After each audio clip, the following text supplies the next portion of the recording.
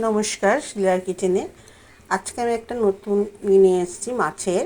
এই মাছটাকে বলা হয় পোয়া ভোলা। এটা শীতকালে ভালো পাওয়া যায়, সারা বছরই পাওয়া যায়, কিন্তু শীতকালে এই মাছটার টেস্টটা খুব ভালো থাকে। এবং এই মাছটা দিয়ে আপনি ফিশ ফিঙ্গার, ফিশ ফ্রাই করেও খেতে পারেন, বা বেসনে ডুবিয়েও ভেজেও খেতে পারেন। খুব ভালো টেস্টি এই মাছটা। তা এই মাছটাকে আমি আজকে রান্না করব। তেলটা আমার গরম হয়ে গেছে, সর্ষের তেল দিয়েই করছি। তেলটা আমার ভালো মতো গরম হয়ে গেছে, গ্যাসের আঁচটাকে আমি কমিয়ে রেখেছি। আচ্ছা, এবার আমি একটা একটা করে মাছ এই তেলের মধ্যে দিয়ে দিচ্ছি। মাছগুলো কিন্তু বেশি ভাজবো না, হালকাই ভাজবো। বেশি ভাজলে মাছের টেস্টটা নষ্ট হয়ে যাবে। আগেই বললাম এই মাছটা শীতকালে পাওয়া যায়, খুব সুস্বাদু খেতে হয়। যারা এই মাছটা খেয়ে দেখেননি এখনও, বাজারে এখন খুব ভালো ওঠে মাছটা, একবার খেয়ে দেখবেন। খুব সুন্দর খেতে এবং স্বাদও খুব সুন্দর। আপনি পাতলা ঝোল করে খেলেও ভালো লাগবে, কালো জিরে কাঁচা লঙ্কা দিয়ে, অথবা সর্ষে বাটা দিয়ে খেতে পারেন, বা কুমড়ো দিয়ে পাতুরি করেও খেতে পারেন। যেভাবেই আপনি মাছটার প্রিপারেশন করবেন সেইভাবেই আপনাদের ভালো লাগবে খেতে। তা আজকে আমি একটু হালকা পাতলা ঝোলই করব, একটু বেগুন দিয়ে, কালো জিরে কাঁচা লঙ্কা দিয়ে, যেটা নাকি আমরা ইলিশ মাছ করি কালো জিরে কাঁচা লঙ্কা দিয়ে, সেই প্রসেসেই আমি এটা করব। খেতে খুব সুস্বাদু হয় মাছটা, তবে কেনার সময় একটু দেখে কিনতে হয়। টাটকা মাছটা যাতে কেনা যায় সেটারই চেষ্টা করবেন। আপনি গরম ভাত দিয়ে এই মাছের ঝোলটা খেয়ে দেখবেন, খুব সুস্বাদু হয়। এবার চলুন আমি দেখাচ্ছি এই মাছটা আমি কীভাবে রান্না করব। মাছটা আমার একটা পিঠ ভাজা হয়ে গেছে, মাছটাকে আমি উল্টিয়ে দিচ্ছি। আপনারা দেখতে পাচ্ছেন, এই যে মাছটাকে উল্টিয়ে দেওয়া হচ্ছে। মাছটা কিন্তু খুব নরম হয়, খুব সাবধানে মাছটাকে উল্টাতে হয়, নাহলে কিন্তু ভেঙে যেতে পারে।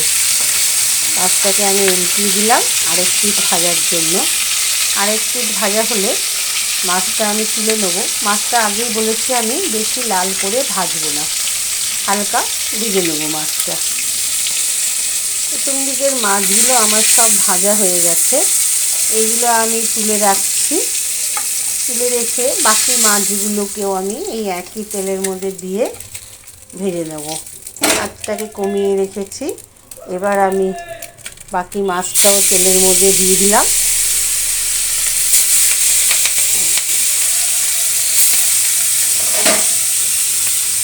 বাকি মাছটাকেও আমি তেলের মধ্যে দিয়ে একই রকমভাবে মাছগুলোকে ভেজে নেব।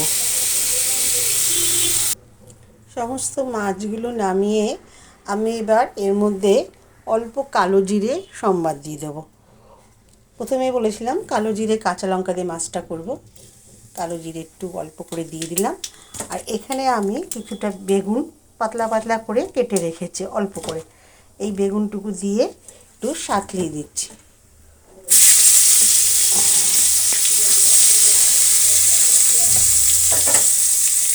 নেড়ে চেড়ে নিতে নিতে আমি এখানে একটা মশলা রেডি করব মাছে দেওয়ার জন্য। এই চামচে 1.5 চামচের মতো সর্ষে দিয়েছি, একটা কাঁচা লঙ্কা দিয়েছি। এই লঙ্কাগুলো খুব ঝাল হয়, সেই জন্য একটা লঙ্কা দিয়েছি। আর একটা কাঁচা লঙ্কা আমি ঝোলের মধ্যে গোটা দিয়ে রেখে দেবো।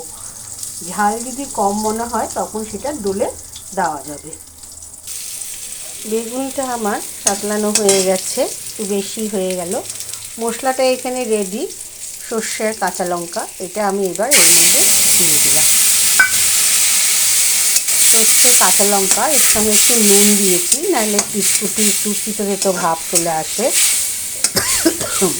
একটু নেড়ে চেড়ে নেব, নিয়ে যখন তেল ছাড়বে তখন এর মধ্যে আমি পরিমাণ মতো ঝোলটা দিয়ে দেবো। এটা থেকে তেল ছাড়তে শুরু করেছে মশলাটা থেকে। এবার তেলটা ছাড়ার আগে আমি অল্প করে হলুদের গুঁড়ো দিয়ে দিচ্ছি এর মধ্যে। নুনটা এখন দেবো না, নুনটা পরে দেখে দেবো, কেন ঝোলের মধ্যে মশলা যখন নাকি তেলের মধ্যে মাছটা আমি দিয়েছিলাম তখন তার মধ্যে নুন দেওয়া ছিল, সেই জন্য নুন দেবো না। আর মাছেও নুন হলুদ মাখানো ছিল, তাই নুনটা এখন আর দিচ্ছি না।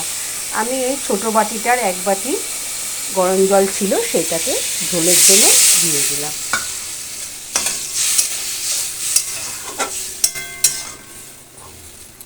এটা ঢাকা দিতে হবে না, যেহেতু বেগুন এমনিতেই নরম গলে যায়, সেই জন্য এবার ফুটলে পরে মাছটা এর মধ্যে দিয়ে আমি ফুটিয়ে নামিয়ে দেবো, তবে আমার ঝোলটা কমপ্লিট হয়ে যাবে। ঝোলটা আমার এই যে দেখতে পাচ্ছেন ফুটতে শুরু করেছে। এবার আমি মাছগুলো একটা একটা করে ঝোলের মধ্যে দিয়ে দেবো। সব মাছগুলো আমি ঝোলটা আমার কমপ্লিট হয়ে গেছে। এবার এর মধ্যে আমি একটু ধনে পাতা দিয়ে দিচ্ছি, যেটা শীতকালের স্পেশালিটি। মশলা যত কমই হোক না কেন, ধনে পাতা দিলে তার স্বাদটা একটা আলাদা মাত্রা এনে দেয়। ধনে পাতা দিয়ে এবার গ্যাসটাকে আমি অফ করে দিলাম, একটুখানি স্ট্যান্ডিং টাইমে রেখে দেবো। দিয়ে মাছটা পরিবেশনের জন্য আমি গরম ভাতের সঙ্গে পরিবেশন করব। মাছটা আমার কমপ্লিট হয়ে গেছে, মাছটা নামিয়ে নিয়েছি। এবার এটা পরিবেশন করার জন্য আমি টেবিলে নিয়ে নেব। আশা করি আপনাদের ভালো লাগলো দেখে, এবং আপনারা এটা রান্না করে খাবেন। পাতলা ঝোল, শরীরের জন্য ভালো, কম মশলা দিয়ে। আপনারা জিরে বাটা দিয়েও করতে পারেন এটা। আমি আজকে এটা সর্ষে বাটা দিয়ে করেছি। আপনারা ইচ্ছে করলে সর্ষের জায়গায় জিরে বাটা দিয়েও করতে পারেন। অল্প করে জিরে বেটে নিয়ে বা জিরের গুঁড়ো দিয়েও আপনারা এটা এই প্রসেসিংয়ে রান্না করে দেখবেন, খেতে খুব ভালো হয়। এই মাছটা খেতে খুবই ভালো লাগে। যারা এখনও খাননি তারা অবশ্যই একবার টেস্ট করে রান্না করে খেয়ে দেখবেন, খুব ভালো লাগবে। নমস্কার সবাইকে, শিলার কিচেনে।